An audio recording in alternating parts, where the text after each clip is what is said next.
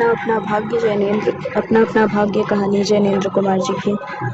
बहुत कुछ निरुद्देश्य घूम चुकने पर हम सड़क के किनारे एक बेंच पर बैठ गए। नैनीताल की संध्या धीरे धीरे उतर रही थी।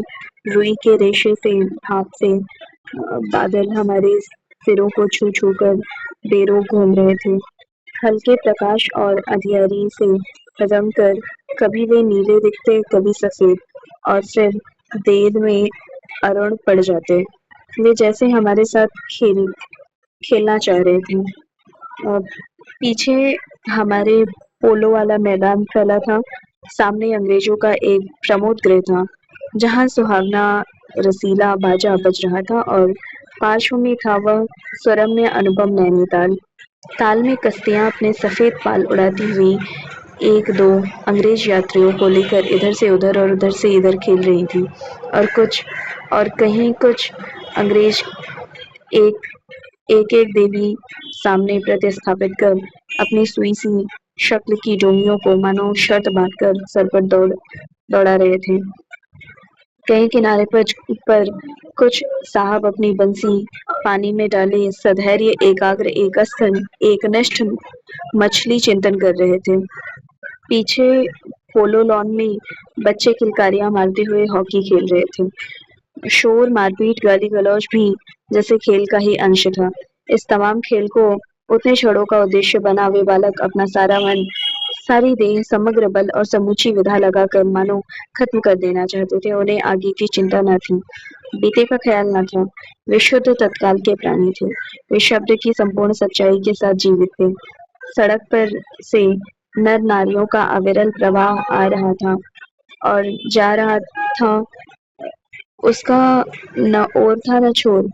वह प्रवाह कहाँ जा रहा था और कहाँ से आ रहा था, कौन बता सकता है। सब उम्र के, सब तरह के लोग उसमें थे। मानो मनुष्यता के नमूने का बाजार सजकर सामने से इतलाता निकला चला जा रहा हो। अधिकार गर्व के तने अंग्रेज उसमें थे, और चिथड़ों से सजे घोड़ों की बाग थामे वे पहाड़ी उसमें थे, जिन्होंने अपनी प्रतिष्ठा और सम्मान को कुचलकर शून्य बना लिया है, और जो बड़ी तत्परता से दुम हिलाना सीख गए हैं। भागते, खेलते, हंसते, शराफत करते लाल लाल अंग्रेज बच्चे थे, और पीली पीली आंखें फाड़े पिता की उंगली पकड़े चलते हुए अपने हिंदुस्तानी नैनिहाल भी थे। अंग्रेज पिता थे जो अपने बच्चों के साथ भाग रहे थे, हंस रहे थे और खेल रहे थे। उधर भारतीय पितृदेव भी थे, जो बुजुर्गों को अपने चारों तरफ लपेटे धन संपन्नता के लक्षणों का प्रदर्शन करते हुए चल रहे थे। अंग्रेज रमणियां थी जो धीरे धीरे नहीं चलती थी, तेज चलती थी। उन्हें न चलने में थकावट आती थी, न हंसने में लाज आती थी। कसरत के नाम पर घोड़ों पर भी बैठ सकती थी, और घोड़ों के साथ ही साथ जरा जी होते ही किसी हिंदुस्तानी पर कोड़े भी फटकार सकती थी। वे दो दो, तीन तीन, चार चार की टोलियों में निशंक निरापद इस प्रवाह में मानो अपने स्थान को जानती हुई सड़क पर चली जा रही थी। उधर हमारी भारत की कुल लक्ष्मियां सड़क के बिल्कुल किनारे किनारे दामन बचाती और संभालती हुई साड़ी की कई तहों में सिमट सिमट कर लोक लाज, कृत्व और भारतीय गरिमा के आदर्श को अपने परिवेष्टनों में छिपाकर सहमी सहमी धरती में आंखें गाड़े कदम कदम बढ़ रही थी।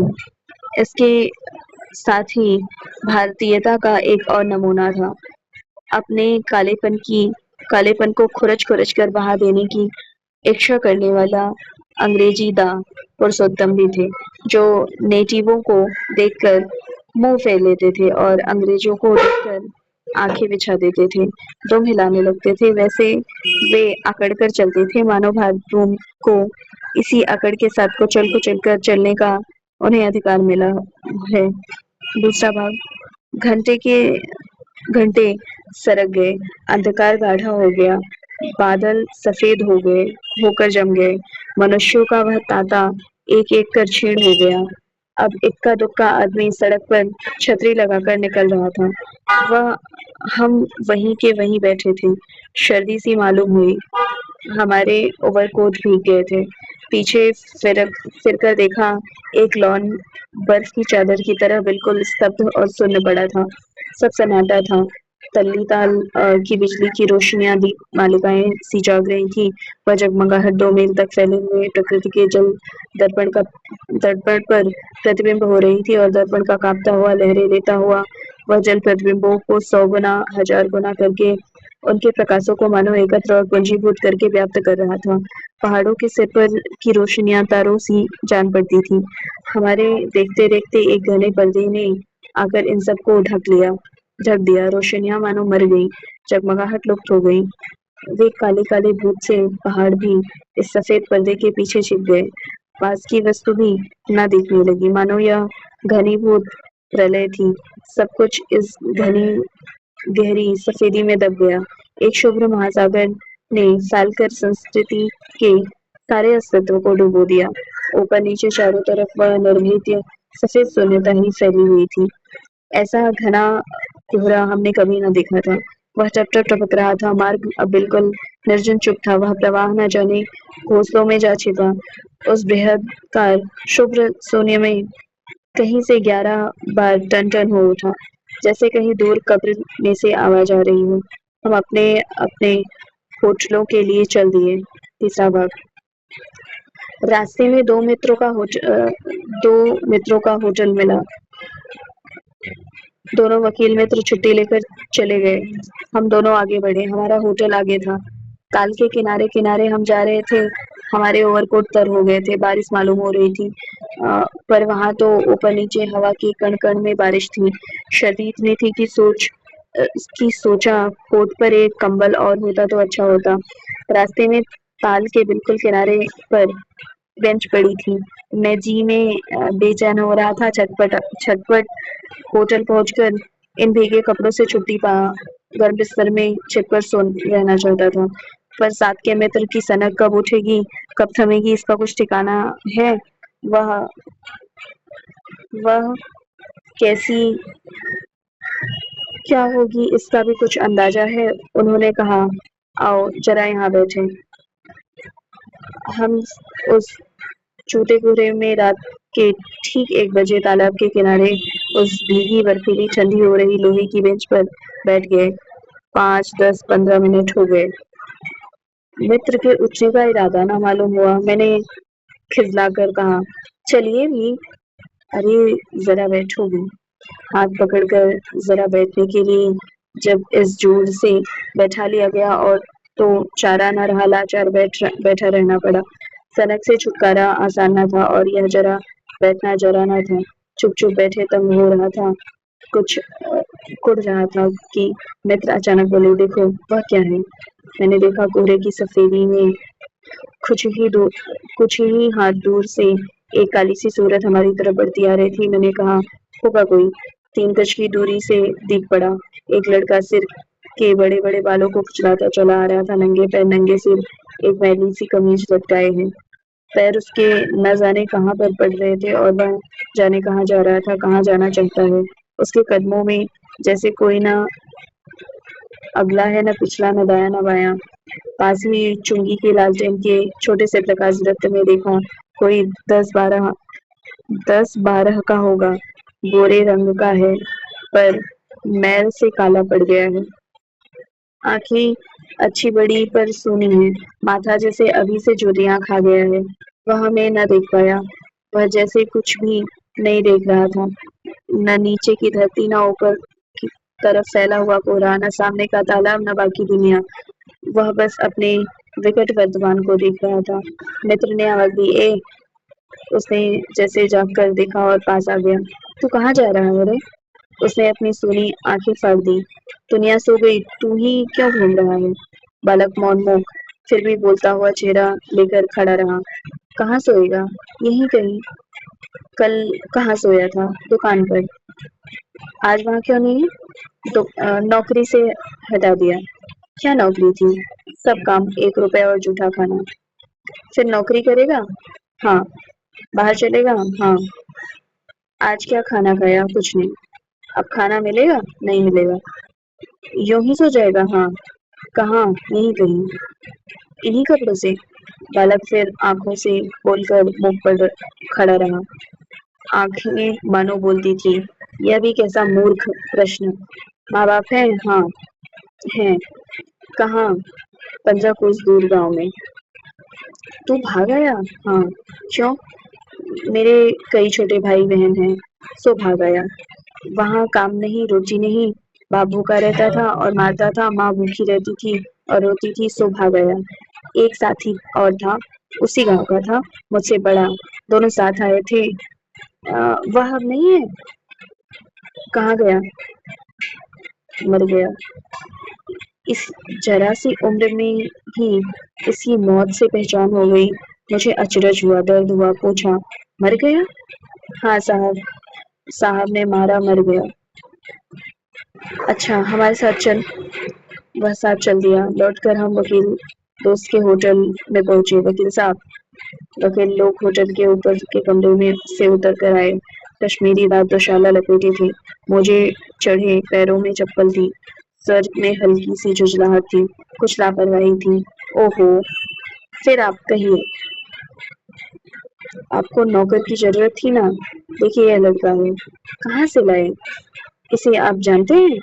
जानता हूँ, यह बेईमान नहीं हो सकता। अजीब, ये पहाड़ी बड़े शैतान होते हैं, बच्चे बच्चे में गुम छिपे रहते हैं। आप भी क्या अजीब हैं। उठा लाए कहीं से, लो जी, या नौकर लो। मानिए तो, यह लड़का अच्छा निकलेगा। आप भी जी, बस खूब है, ऐरे गहरे को नौकर बना लिया जाए, अगले दिन वह न जाने क्या क्या लेकर चंपत हो जाए। आप मानते ही नहीं, मैं क्या करूं?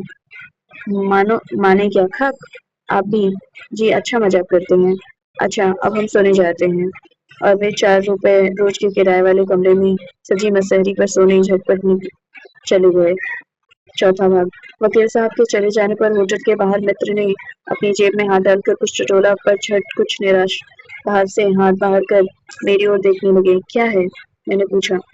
इसे खाने के लिए कुछ देना चाहता था, अंग्रेजी में मित्र ने कहा, मगर 10-10 के नोट हैं।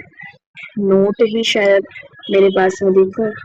सचमुच मेरे जेब में भी नोट ही थे। हम फिर अंग्रेजी में बोलने लगे। लड़के ने दांत बीच बीच में कटकटा उठते थे, कड़ाके की सर्दी थी। मित्र ने पूछा, तब? मैंने कहा, 10 का नोट ही दे दो। सब पका कर मित्र मेरा मुंह देखने लगे। अरे यार, बजट बिगड़ जाएगा। हृदय में जितनी दया है, पास में अपने पैसे तो नहीं। तो जाने दो, यह दया ही इस जमाने में बहुत है, मैंने कहा।